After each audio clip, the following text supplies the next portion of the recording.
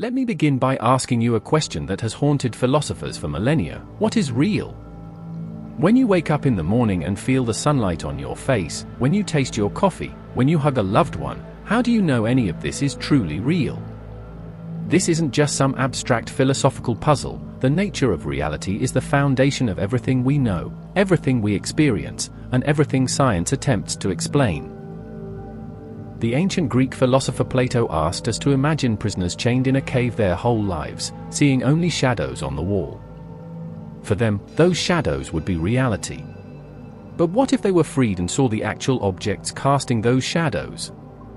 This famous allegory forces us to consider, are we like those prisoners? Is what we perceive as reality just a shadow of some deeper truth? Fast forward to the 17th century, when René Descartes took this question to its extreme. In his famous Meditations, he systematically doubted everything he could possibly doubt: the physical world, his own body, even mathematical truths.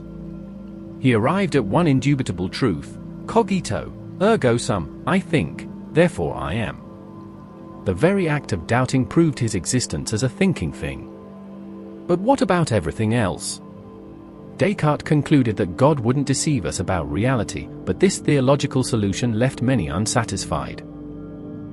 Now let's jump to the modern era, where quantum physics has turned our understanding of reality upside down. The double-slit experiment shows us that particles behave as both waves and particles, but only until we observe them. The quantum eraser experiment suggests that our present observations can affect what happened in the past. And most mind-bending of all, quantum entanglement demonstrates that two particles can be instantaneously connected across any distance, violating our classical notions of space and time. This brings us to the central question of ontology, the study of being. What fundamentally exists? Let's examine the three major competing theories. First, materialism or physicalism, the view that only physical matter is real. Your thoughts? Just electrical impulses in your brain. Your emotions? Chemical reactions. This view dominated scientific thinking for centuries. But quantum entanglement challenges this. If particles can communicate faster than light, what does that say about the nature of matter itself? Second, idealism, the view that reality is fundamentally mental. The 18th century philosopher George Berkeley took this to its extreme, arguing that to be is to be perceived. No observer? Then nothing exists. This seems counterintuitive. Does a tree really stop existing when no one is looking at it? But quantum physics shows us that at the subatomic level, observation does indeed affect reality in measurable ways. Third, dualism, Descartes' view that both mind and matter exist as separate substances. But how do they interact? And how does quantum entanglement, which shows particles behaving in ways that defy physical explanation, fit into this picture? As we explore these questions, we'll see that the line between philosophy and physics has never been blurrier. The quantum revolution has forced us to reconsider the very nature of reality in ways that would have shocked philosophers from Plato to Kant. In our next sections, we'll dive deeper into how quantum entanglement specifically challenges our traditional metaphysical categories, and what this means for our understanding of consciousness, causality, and the fundamental structure of the universe. But before we get there, let's pause to consider why these questions matter. Understanding the nature of reality isn't just an academic exercise. It shapes how we live our lives, how we understand our place in the cosmos, and how we make sense of our experiences. If quantum physics shows us that reality is far stranger than we imagined, what does that say about free will? About the relationship between mind and matter? About the possibility of other dimensions or realities? These are the questions we'll be exploring as we continue our journey into the heart of metaphysics. The answers may surprise you, challenge you, and perhaps even change how you see the world around you. Because if there's one thing quantum physics has taught us, it's that reality is much, much stranger than it appears. Now that we've shaken our understanding of reality itself, let's turn to another fundamental question: what is time? We all experience time as flowing inexorably forward, carrying us from past to present to future. But is this flow real, or just an illusion of our consciousness? And how does quantum entanglement force us to completely rethink our notions of temporality? The ancient Greek philosopher Heraclitus famously said you can't step in the same river twice. The waters are always changing. This view of time as constant flux contrasts sharply with Parmenides' view that change is an illusion, and reality is timeless and unchanging.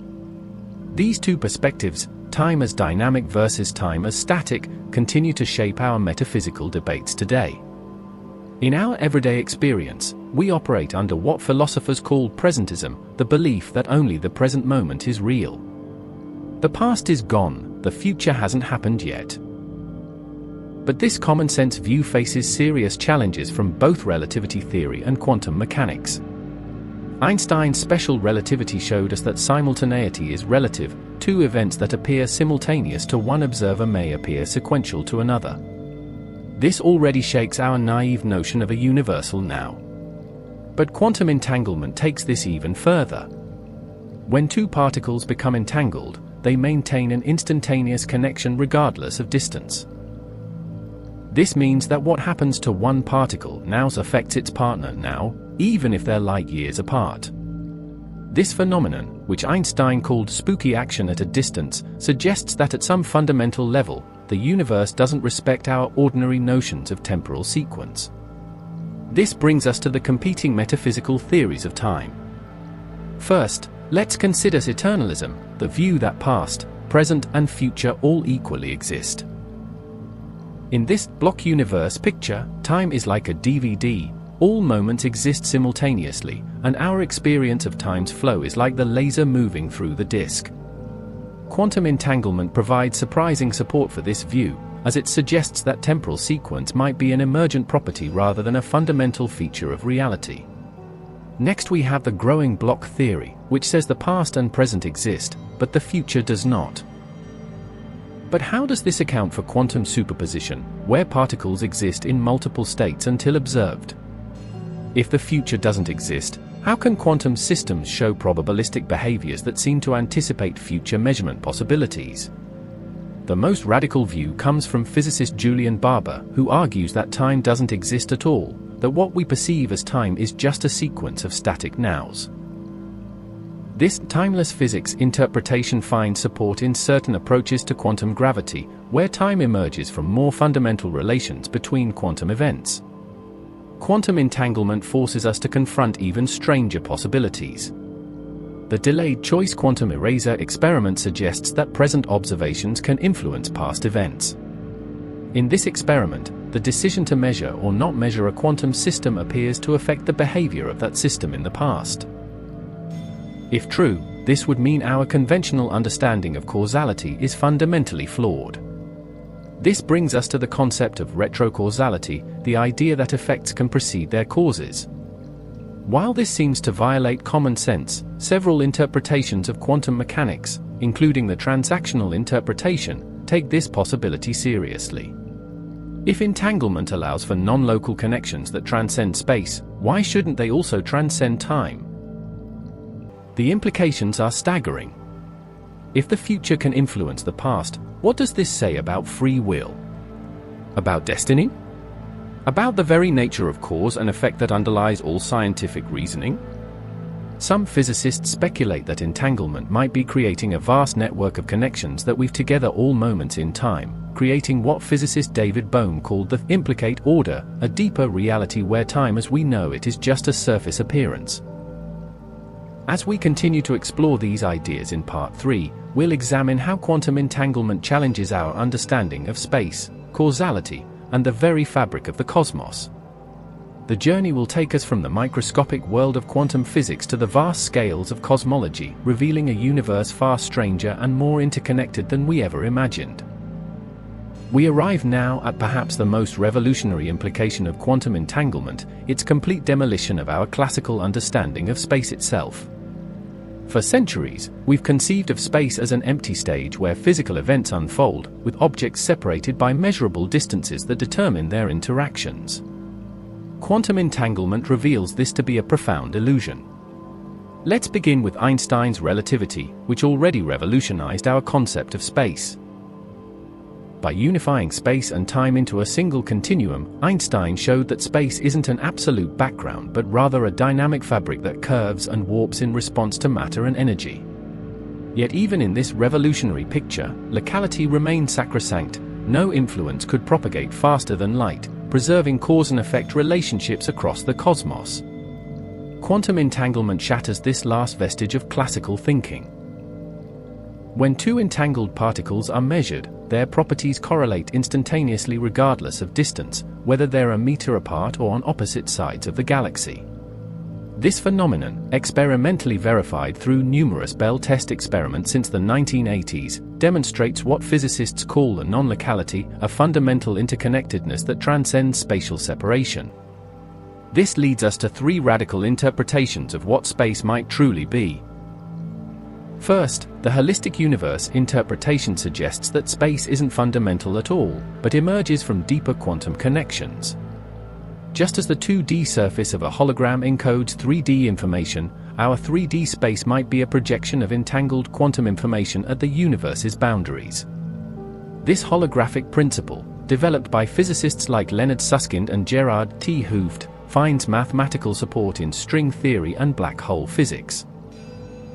Second, the relational quantum mechanics approach argues that space consists entirely of relationships between quantum events. In this view championed by Carlo Rovelli, there are no isolated objects separated by empty space, only a vast network of quantum interactions where distance itself is defined by the strength of entanglement between systems. Third, the many interacting worlds interpretation proposes that what we perceive as empty space is actually teeming with parallel universes constantly interacting through quantum interference. This provocative theory, developed by physicists like Howard Wiseman, suggests entanglement occurs when our world becomes quantum mechanically tangled with others. The implications for metaphysics are profound. If space isn't fundamental, what becomes of material objects we thought were separated by empty space? Are the stars in the night sky truly distant, or are we fundamentally connected to them through some deeper quantum fabric?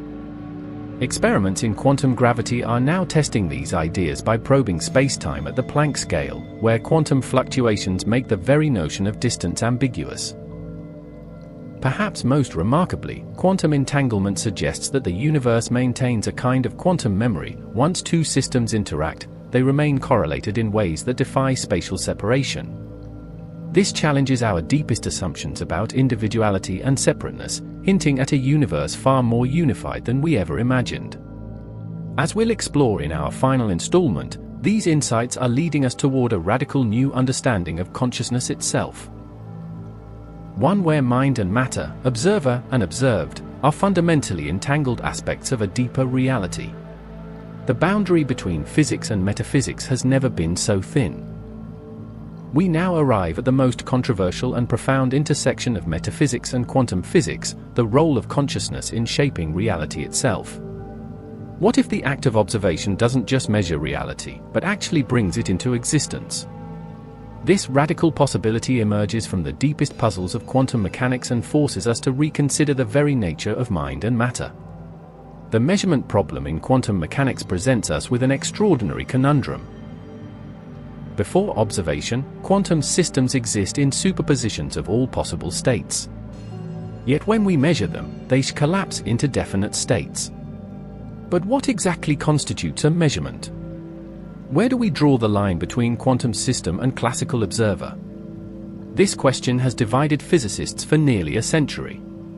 The Copenhagen interpretation, developed by Niels Bohr and Werner Heisenberg, suggests the collapse occurs when a quantum system interacts with a classical measuring device. But this merely pushes the problem back. At what point does something qualify as classical? The von Neumann-Wiener interpretation goes further, proposing that consciousness itself causes the collapse. In this view, first proposed by Nobel laureate Eugene Wiener, the entire universe exists in a quantum superposition until observed by a conscious being. This leads us to three revolutionary possibilities about consciousness and reality. First, the participatory universe hypothesis suggests that consciousness and physical reality are fundamentally intertwined. Physicist John Archibald Wheeler proposed that we live in a participatory universe where observers participate in creating reality through the act of measurement. His delayed choice experiments show how present observations can seemingly affect past quantum events, suggesting time itself may be a constructive observation. Second, the quantum mind theory explores whether consciousness arises from quantum processes in the brain. Pioneered by Roger Penrose and Stuart Hameroff, this controversial approach suggests that microtubules in neurons might maintain quantum coherence, potentially explaining features of consciousness that classical physics cannot. Third, the multiverse consciousness interpretation proposes that consciousness exists as a fundamental feature of reality that branches with the multiverse.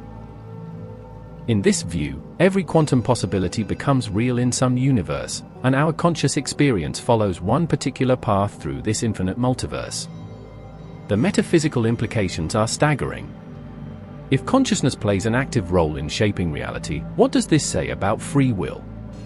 About the nature of the self? About the relationship between mind and the physical world? Ancient philosophical traditions from Buddhism to idealism maintain that consciousness is fundamental. Quantum physics may now be providing mathematical support for these intuitions. Recent experiments make these questions even more pressing. Quantum cognition studies suggest human decision-making may follow quantum probability rules. Quantum biology reveals that phenomena like photosynthesis and bird migration may rely on quantum coherence.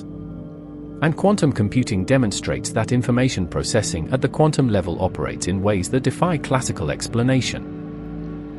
As we stand at this extraordinary crossroads between physics and philosophy, we are forced to reconsider the most basic assumptions about our place in the universe. The quantum revolution suggests we're not passive observers of an external reality, but active participants in a cosmic dance of creation. The boundary between the physical and the mental, between the objective and subjective, may be far more permeable than we ever imagined. This brings us full circle to our original question. What is real? After exploring quantum entanglement's implications for space, time, and consciousness, we find that reality may be far stranger, far more interconnected, and far more mysterious than our classical intuitions ever allowed.